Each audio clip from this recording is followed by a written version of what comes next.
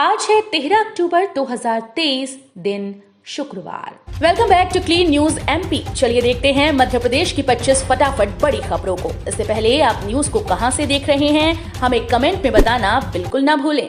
साथ ही हमारे Facebook page को भी फॉलो करें। फेसबुक पेज का लिंक डिस्क्रिप्शन में दिया गया है। चुनाव ड्यूटी से बचने नहीं चलेगा ये बहाना, आयोग करवाएगा बीमारी की जांच। अगर आप शासकीय कर्मचारी हैं और आपकी ड्यूटी चुनाव में लगाई गई लेकिन आप बीमारी का बहाना बनाकर इससे बचने का प्रयास कर रहे हैं तो सतर्क हो जाइए, क्योंकि चुनाव आयोग ऐसे अधिकारी कर्मचारी की बीमारी की जांच डॉक्टर से करवाएगा। रिपोर्ट सही पाए जाने पर ही बीमार कर्मचारी अधिकारी को चुनाव में ड्यूटी करने से मुक्ति मिलेगी। दरअसल मध्य प्रदेश में इन दिनों विधानसभा चुनाव का मौसम है। ऐसे में प्रदेश के अलग अलग विभाग के कर्मचारी अधिकारियों को चुनाव ड्यूटी में तैनात किया जा रहा है।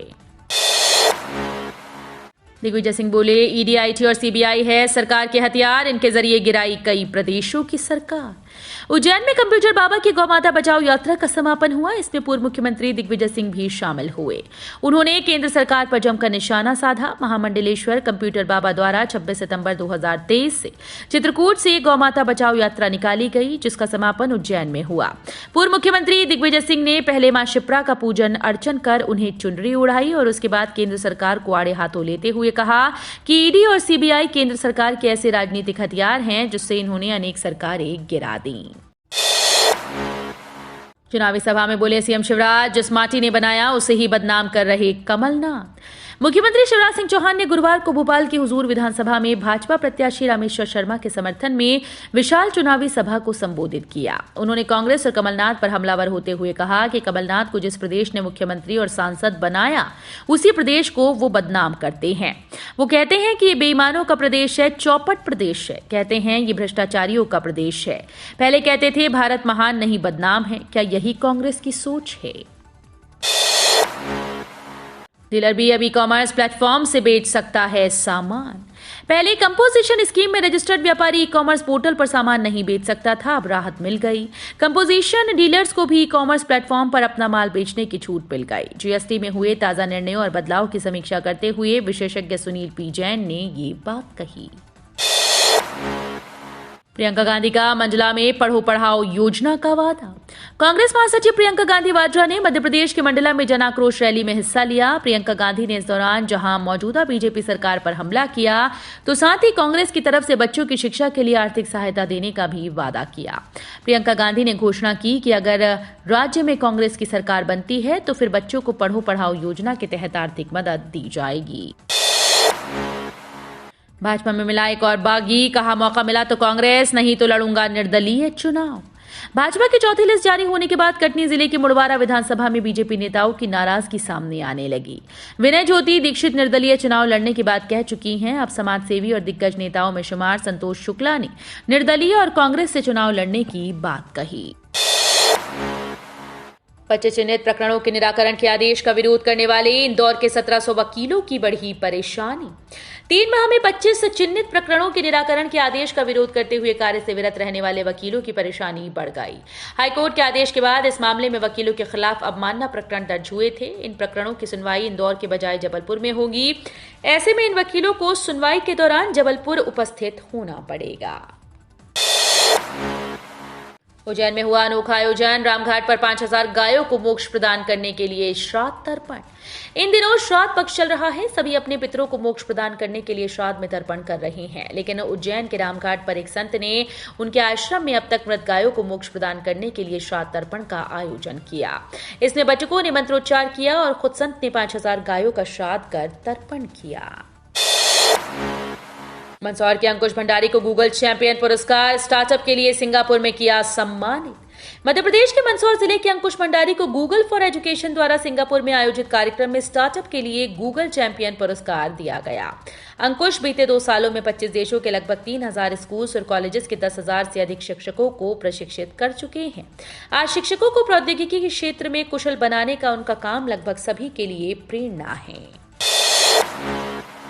esb.mp.gov.in पर जारी होने वाला है MP police constable result. MP police constable भर्ती परीक्षा का रिजल्ट आधिकारिक वेबसाइट esp.mp.gov.in पर जारी होने वाला है। रिजल्ट जारी होने पर परीक्षार्थी अपना परिणाम, application number, date of birth डालकर चेक कर सकेंगे। एमपी पुलिस कांस्टेबल भर्ती परीक्षा 12 अगस्त से 12 सितंबर तक राज्य के विभिन्न केंद्रों पर आयोजित हुई थी। 12 शहरों में करीब 50 परीक्षा केंद्रों पर ऑनलाइन मोड में एग्जाम हुआ।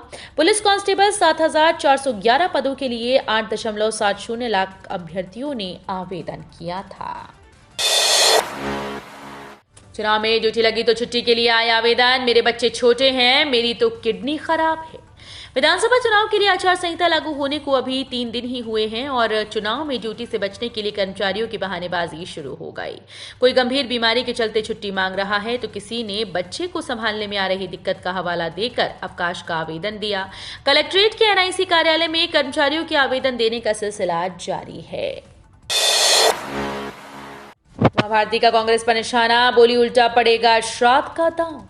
मुख्यमंत्री शिवराज सिंह चौहान का टिकट श्राद्ध पक्ष में घोषित किए जाने को लेकर इंटरनेट मीडिया पर की गई मामा का श्राद्ध पोस्ट पर पूर्व मुख्यमंत्री उमा भारती ने बिना नाम लिए कांग्रेस पर निशाना साधा।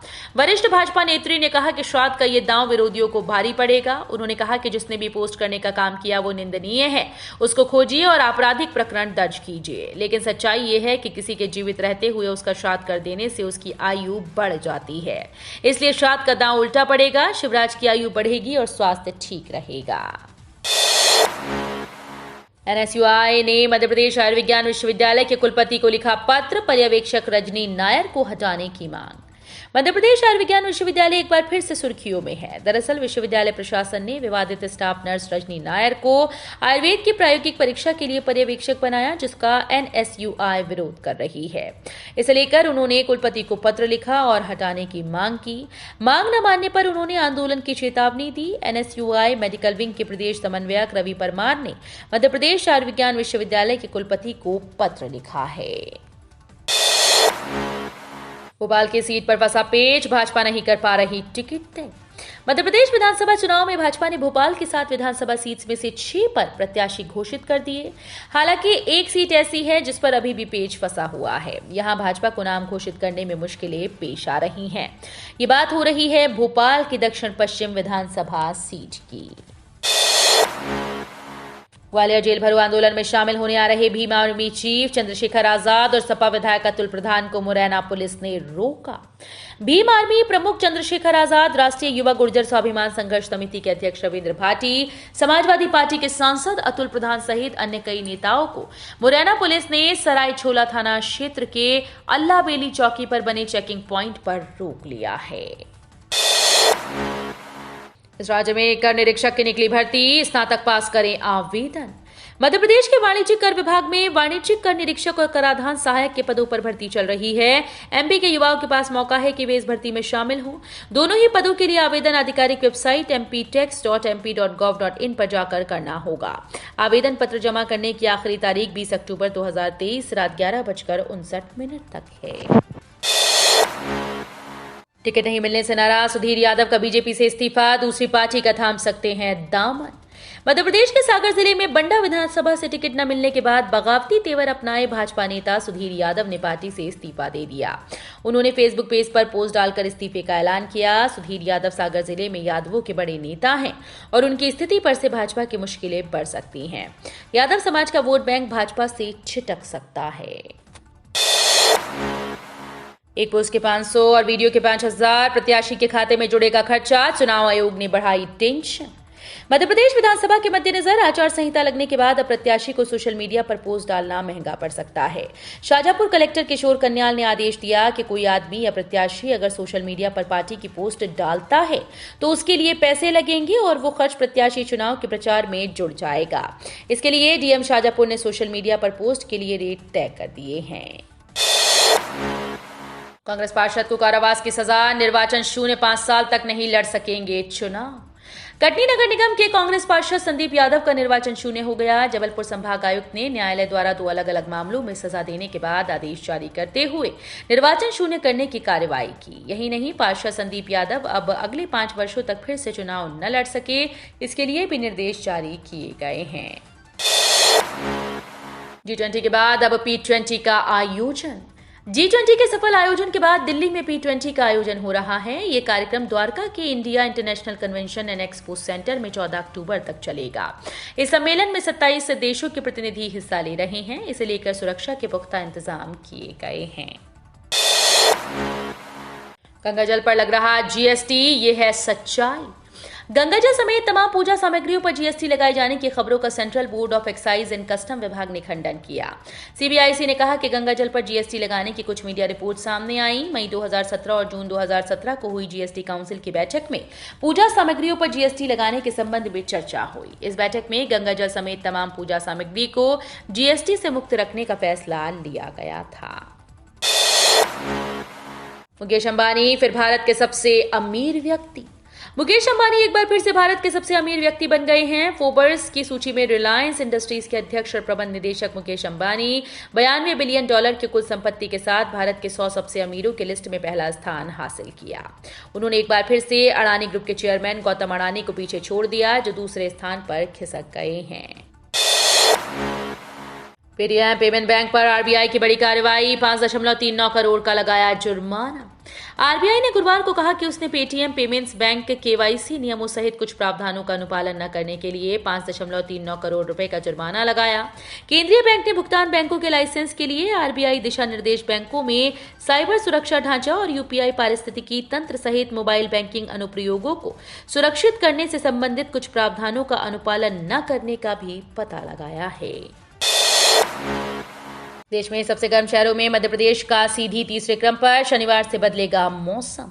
मौसम विज्ञानियों के मुताबिक आज शुक्रवार को उत्तर भारत में एक पश्चिमी विक्षोभ के पहुंचने की संभावना है। उसके प्रभाव से शनिवार से प्रदेश में मौसम का मिजाज बदलने लगेगा। कहीं कहीं बादल छा सकते हैं, बूंदाबांदी हो सकती है।